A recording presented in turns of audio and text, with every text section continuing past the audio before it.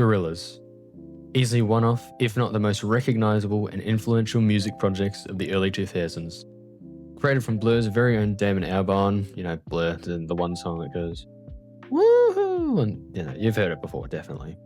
Along with lead animator and design artist Jamie Hewlett, the virtual band has been mixing genres and musical styles since their creation, whether that be on their smash hit Demon Days with songs like Feel Good Inc. that are currently sitting on 2 billion plus views, or my personal favourite, Plastic Beach, an album that somehow becomes more relevant with each passing year, whether that be on the slow and sensual Melancholy Hill, or my favourite Gorillaz song Empire Ants. Needless to say, Gorillaz certainly needs no introduction, and yes, while some of their later albums like Humans and Cracker Island haven't hit as hard, they still managed to stay mostly relevant, I would say. Last year it was announced that the newest Gorillaz album will be set in India, and after we got the first single, The Happy Dictator, many people, including myself, were very excited for its release. 6 months later, and the album is finally released. Yesterday I tried to stream my reaction to it, sorry about that, I know I made some whole announcement. But YouTube hates me, and the stream was shut down because it got copyrighted because of some of the songs I play in the album. Even though I did a full hour stream the day before where I'd listened to all the singles, which also was double the amount that I could stream. So after an hour of streaming songs, that didn't get copyrighted. I call bullshit on that. But regardless of all of that, I still listen to it with a close friend of mine, and today we're going to see, does it live up to the hype, or is it just another misfire in the long history of the Gorillaz brand? To make this simpler, I'm going to go through every track and highlight my critiques and praises to see how I feel about the album overall. There are 15 songs, so this will be a slightly longer video than usual, but if you somehow make it to the end, please consider subscribing and tell me what I should review next, because I love doing these types of videos. Anyway, let's start with the first track, The Mountain.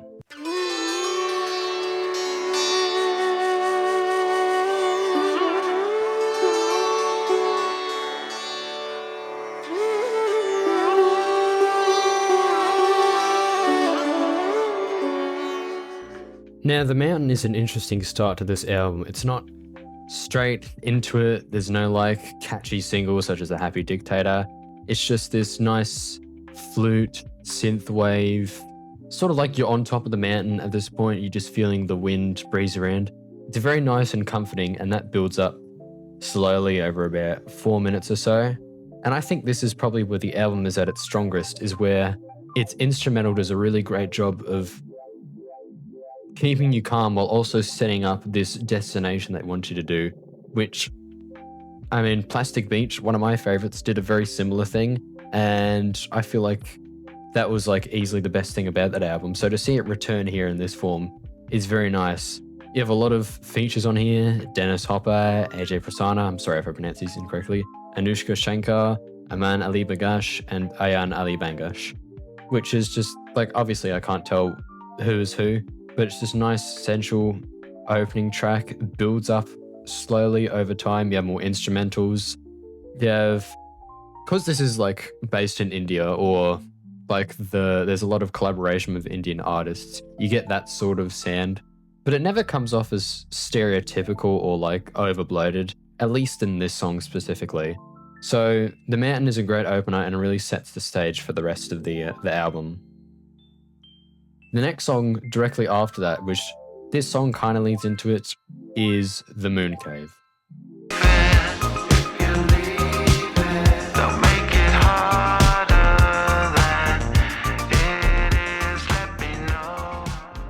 Now, The Moon Cave is a very nice pickup of pace. You start with this great grand wind blowing, flutes everywhere.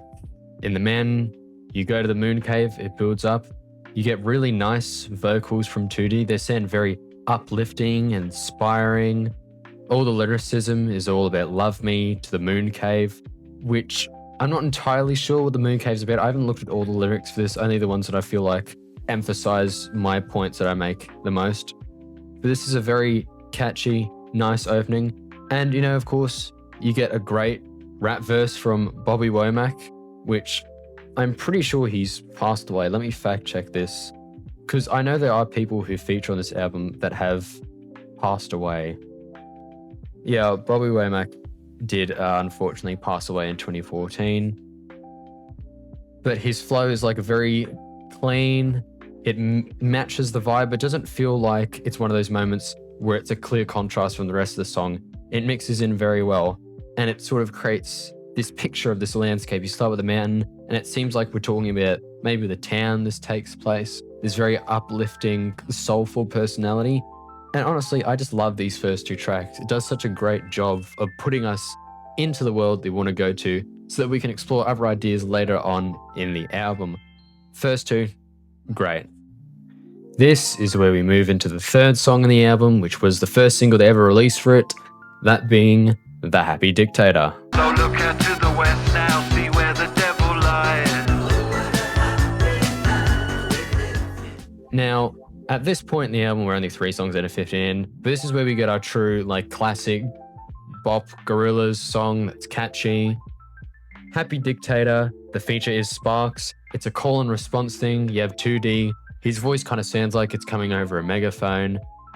Close to more like a speech, or he's commanding you, which fits very well with the vibe of this song, because from the lyrics, such as "So look out to the west now, see where the devil lies," and of course Sparks repeating back "what a happy land we live in," paints the picture of this brutal dictator that is controlling this country, controlling their thoughts, but in a way painting it so that it's some happy place, or it's either trying to make the rest of the world think it's a happy place, or it's trying to convince its own citizens that it's a great place and that he has done a great benefit to it. And then you get probably my favorite detail in this is the slow change in the chorus when he goes, "No more bad news." The beat starts to pick up and his voice becomes a lot more sinister as he's talking about no more bad news. You can sleep well at night and the palace of your mind will be bright, which at first glance is encouraging, but it's obvious with this dictator persona, it more comes off as be careful to sleep at night because I'm always watching. As long as you stay and do whatever I want, you'll be fine. Which I can really appreciate because instrumentally the track is cool, but it's just very like basic. Not that that's bad. I don't think each song has to be like this grand 10-minute long flute solo, but this is very much more of the Gorillaz that we've seen, and I can appreciate that for the more basic tracks, we still get great lyricism and great content. Even though it's a bit repetitive at times, I still love this track, and I think it was a great first single to put out. Right after this one, we get into, I think was the third single, which is The Hardest Thing / Orange County. You know the hardest thing is to say goodbye to someone you love. I absolutely love this song. Or these two songs mixed together. It's so poignant, so beautiful. And another great thing about the album is the lyrics. So lyrically rich, so many emotions, specifically these two songs. We start off with The Hardest Thing. It's, again, Damon Albarn. He's still using like the megaphone voice thing, which I will say, I'll bring this up later on the album. It does wear thin a bit after 15 songs, but at this point it works really well. It contrasts the vocals between, I'm pretty sure that's Bizarrap, because there's also features on this, Bizarrap, Kara Jackson. They killed it on this. I just want to say, easily one of the best features on the album. It's also because they're very unknown, and it's obvious they put a lot of care into this specific song. The Hardest Thing starts off, it's very melancholy, and I was just thinking about this the other day. I like the idea, because the songs obviously deal about death. The hardest thing is to say goodbye to someone you love. Of course, it's something we all have to go through, unfortunately, at some time. The first song, The Hardest Thing, kind of feels like it's someone trying to get over or trying to grapple with the idea of losing someone and how to pass on from that. While the second song, Orange County, has those moments, but it's much more upbeat and poignant. And in my head, I just like to believe that one half of the song, the first part, is about the hardships of passing on, and the second song is more of the side where you celebrate their life instead of thinking where they're going into the afterlife. Which I don't know if that was intentional, but it's just something I really love. I love these two songs. They blend well. They're really good. And it's probably like one of the most emotional songs we get in the album and the most relatable to people. The next song, unfortunately, is a bit of a dip in quality, and that is The God of Lying, Feet Idols. That's the same, no, the same, the song, the name of the song is The God of Lying. It's not Feet Idols, that's just Choose on it. Oh, don't you say that you think that I'm in glory. Okay, this was the third single. Yes, I was mistaken. Orange Candy was the fifth single release. This is the third that they released. You already had Happy Dictator and Manifesto, and this is The God of Lying, Feet Idols, aka the weakest song on this entire album. And that's for a couple of reasons. The instrumental, still pretty interesting. It's got a much darker tone. It's more entrancing, especially the music video as well, has all the characters spinning out of control in this dark fog and smoke, and I like that. But my God, was this an absolute waste of a feature? Idols is definitely someone I've heard of before and songs I've listened to, and it just doesn't work with this. Idols' vocals in this are they come off really lazy. They're off key as well. It's kind of dreary and drags on. Even 2D's vocals are like kind of forgettable. I mean, at the worst, this song's just kind of like mid to bad. I don't think this is horrible. I mean, the instrumental's still like interesting enough, but my God, just feels dreary. It drags on. It's really not catchy. The vocals could use a lot of work. And honestly, which I feel like this feature, Idols, is obviously, even though I do think that he's not like better than other people, Idols is very much like more popular than some of the other features, which is a shame because easily one of the worst features on the album. I don't think I have anything else to say to The God of Lying. I think this sort of descends into my critiques of the album, which I will get into on the next track, which is The Empty Dream Machine. Check us out the next day. Empty Dream Machine is an interesting one. It's definitely somewhat of an improvement over The God of Lying, especially with Black Thought's verse, which I think is easily the highlight of the song. But my God, does the chorus sound absolutely dreadful in this?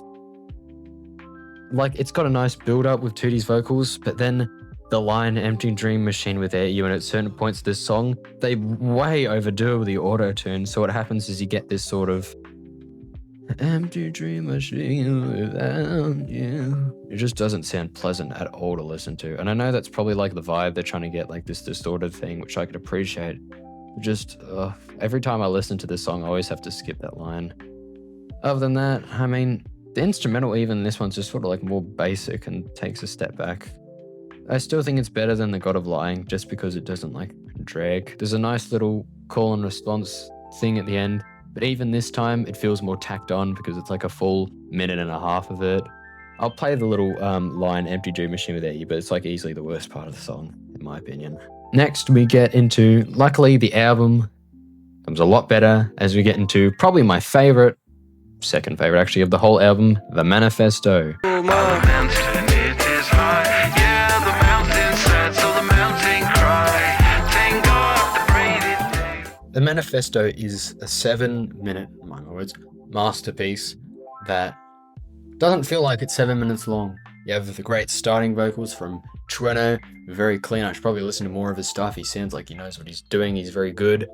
More uplifting music. It's sort of like we're in like some tan festival or celebration or something, which I find really interesting as to what the story might be at this point in the album, because there are nods to some sort of god rising, like some village celebration, climbing the man. Of course, the man is like this thing of life and death, so I don't know what that might be.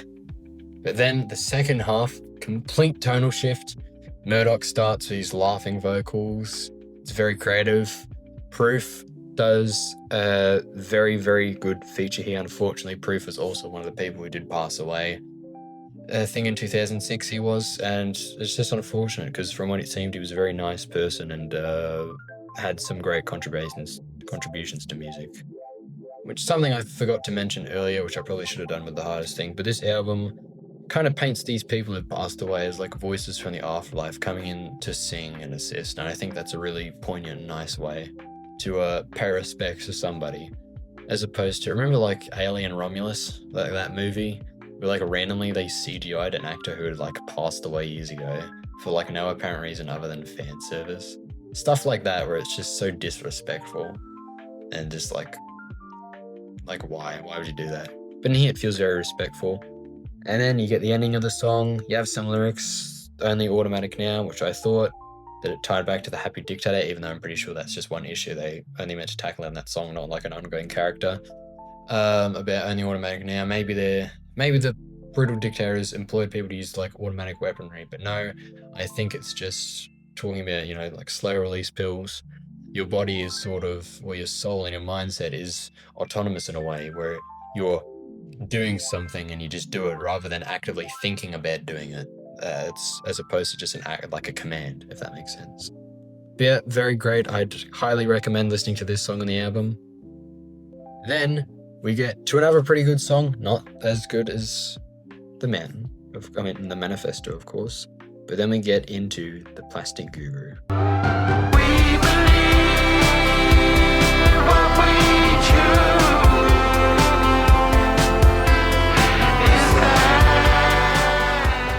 Plastic Guru is another personal favorite of mine from the album. It starts off a bit simple, kind of like with the same instrumental that happens on Dream Machine, but it continues on and it elevates and it doesn't just stay the same, you know?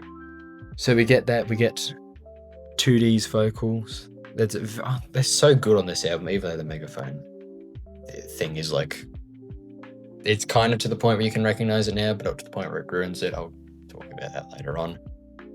But yeah, the Plastic Guru, the chorus uses like the same choir vocals, but they're singing with 2D instead of being backup singers. It's all uplifting. It's we believe what we choose.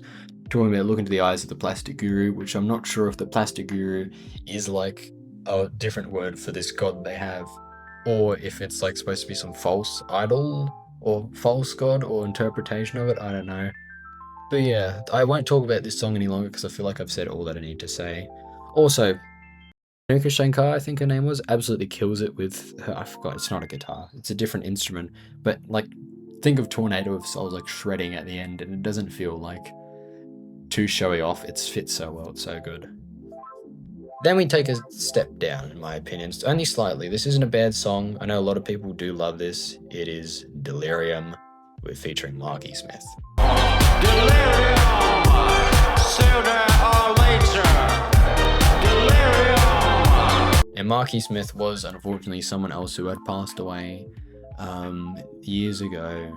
As even though I haven't like listened personally to his music that much, it seems that he's very, also just like Proof was a very nice person who made some contributions, and it's sad that this sort of stuff happens, but it's just life, you know, which I think the album tackles brilliantly. Delirium, you have this sort of vocals from 2D foreboding, they're warning of something, this god's coming back. Is that good news? Is that bad news for whoever it may seem they're talking about? And then we get sort of like what's that name that was of the song in Plastic Beach? Glitter Freeze, where it sort of shifts to like this electronic dance club beat, which I love. It's just Marky Smith's vocals, and this is like just bass personal preference. I don't love them too much. I know they're supposed to create contrast between 2D's like angelic vocals, but yeah, personal preference, I just didn't like them that much. But still pretty good song. Creative, it's definitely different from the others in the album, and I think that's good. The next song, the best one in the entire album, Damascus.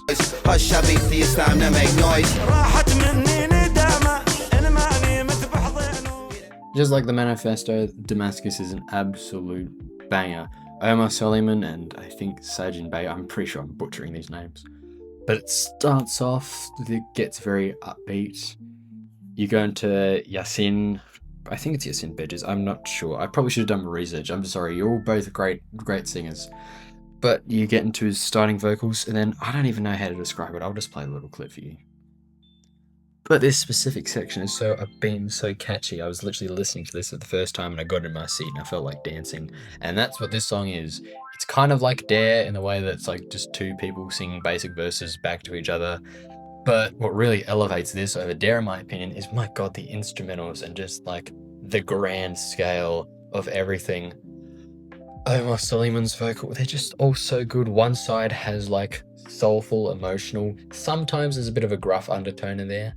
And then you just have the basic monotone rap type voice, and they contrast so well together. It's so catchy, it's so well made, it's doesn't drag on, doesn't like overstay its welcome, and I think it's my favorite song on the album, even though don't ask me what the lyrics mean, because I'm not that in tune with like the band's ideologies and like lyrics and stuff. I just bring up stuff that I think is interesting. Next, because I'm sort of running out of time, or I'm taking a bit too long, or like working on certain songs too much, I feel like this is a good point for me to clump a bunch of songs together, because this is where my true complaint with some of the songs in the album comes from, which is better shown in The Shadowy Light, Casablanca, and The Sweet Prince. Asteroid hurtling towards us out of the void as they stare into the abyss. Meant to be. Unfortunately, this album's biggest problem with most of its songs is that there's so much use of the airy vocals and the synthwave and Tootie's megaphone that after 15 songs, it kind of becomes a bit tiresome. And especially these 3 songs blend in a lot. The Shadowy Light, it just kind of, if you've listened to any other song in the album that isn't the singles, you've heard it before. The Shadowy Light, I guess, tries to do something with like some slight call and response on the chorus. And in the end, Shadowy Light's just like a decent song. I don't think it's iconic. Casablanca, very disappointing. I thought it was going to be, I don't know, it's not fair to like say it's not, because of not what it thought I was, that it's bad. That's not the point. I thought it was going to be like some, like, inspired by the movie. I mean, maybe some of the lyrics are, I haven't seen it personally, but Casablanca is just really forgettable. It's sort of okay, decent. The vocals from 2D just, like, these don't stand out, even with The Sweet Prince. One thing I will say about The Sweet Prince is that it has more of a lullaby aesthetic, as if he's like 2D's nurturing someone. But even then, he's still using the megaphone voice thing. So it's just like these moments of where you go for different styles. It's like, commit to that. If you're going to do that, turn off the megaphone, please, or like the radio-esque vocals for some of these moments. Because it kind of feels like you're half-arsing doing this thing the way you want to change the direction or tune of the song. I know it sounds like I hate these songs, but no, they're just kind of like okay or decent. They blend in, and I think if you took these songs out of the album, I probably wouldn't even notice. I think the album would be improved if some of the songs like these would be taken out. Finally, we get to the last song. You're still with me? You're still here? So after, how long has it been? 20 minutes. I should have made this shorter. But still, I think I need to give the respect this album deserves, obviously being a very long process to create and very different. It was definitely a gamble. Where I think it paid off, I'll go over in the end. But for now, let's move into the last song, The Sad God. Gave you dreams, you wrote the story. I gave you white sails to reach the sun. I'm going to be completely transparent and honest here. At first listen, I just thought it was I didn't like The Sad God. I was really expecting a bang to finish the album off, and I didn't get that. And I think that was one of the reasons why I was disappointed in my first listen. But after re-listening to this multiple times, I think it is one of my favorite besides obviously Damascus, Manifesto, and The Hardest Thing, probably one of my favorites off the album, which is a shame because looking at it now, The Sad God is like one of the least streamed ones. And The Empty Dream Machine is one of the most streamed out of the newest ones. Am I missing something? Sad God tells the story, at least in my interpretation, from the perspective of the Sad God, who's basically said that they've given humanity so many tools. They gave you Adam, you gave me a bomb. You have that nice little instrumental bit at the end of just a nice little touch. here and there. You get the chorus back, similar to how it was used in Plastic Guru. But I think this is my favorite concept out of the whole album. This deity that it's confirmed in the lyrics gave the mountain, or like imbued its spirit into it, or like was just like a big influence on the world and like giving people all these things. To see it destroyed by humanity almost hits as hard as some of the lyrics and ideas on Plastic Beach, and I really love it for that. Something I will also say, this starts very similar to the first song on the album, except with the flute, it's now synth, it's electronics. I like that. I like that it's almost coming full circle in a way, and I just love that about it. The verse from this is like, I don't want to say generic, but you've definitely like heard it in other songs before. It's the same, like, this is uplifting, this is what's wrong with the world, but it's still very good. It fits the song. I like it a lot. And then the album just sort of ends. You have 30 seconds of it repeats the tune from the beginning, the do do do do do do. And I think this is a very poignant ending. While it might not be the flashiest or the biggest ending, I still think this sums up the album nicely. And overall, I'd say this was definitely an experience. So what do I think about the whole album? I think that The Mountain is a pretty good to great album. I think there's a lot of great songs, there's a lot of great highlights. The Man, the Moon Cave, The Hardest Thing, Orange Candy. The lyrics deal with life and death, and I think the lyricism is the best part of this in most places. It may fall flat sometimes, especially in songs like Casablanca, but still, I think this was, it's so close to being, I'd actually say it's a great album. It's great. There are a few duds here and there. God of Lying, Empty Dream Machine. And again, my biggest complaint is that some of the songs really blend in. Some of the stuff is really overused. Like 14 songs in a row, I don't need to hear 2D do the same vocal stems over and over again. But still, it's creative. This is definitely a risk that they've taken. I mean, I've only seen some interviews, but it seems like this was inspired by a recent trip that Jamie Hewlett made to India about a passing, and that's what inspired them to make this album. And I think this is a nice change of pace. Cracker Island I was a bit disappointed with, because it painted itself as another Plastic Beach, but then it was like just very generic and okay. I think this is definitely one of the better Gorillaz albums we've gotten in the past year. This might slightly be above Song Machine. Even though I love Song Machine, this is more complete, more, I guess, consistent in quality at most parts. And I think that, not to sound like an IGN review over here, that this is a culmination of everything they've learned over the past, what is it, like 30 years? You have the blending the styles, the genre, the influential nature of this from Demon Days. You have the great lyricism and aesthetics and social commentary that you had on Plastic Beach. You have the serene, calm vibes of the Now Now. You have the extensive features from Humans. And overall, I think this is definitely worthy. It's a great album. I was originally going to give it maybe a 7-ish out of 10. I think my final score on this is maybe a light 8. I don't think it's as good as Demon Days or Plastic Beach, but it's definitely serviceable. That word's gonna kill me. Serviceable, and it's a risk well taken. I'm kind of sad it's over now, because I was very excited for this, but I'm sure this is definitely not the end. I'm pretty sure even Jamie Hewlett and Damon Albarn have talked about future projects.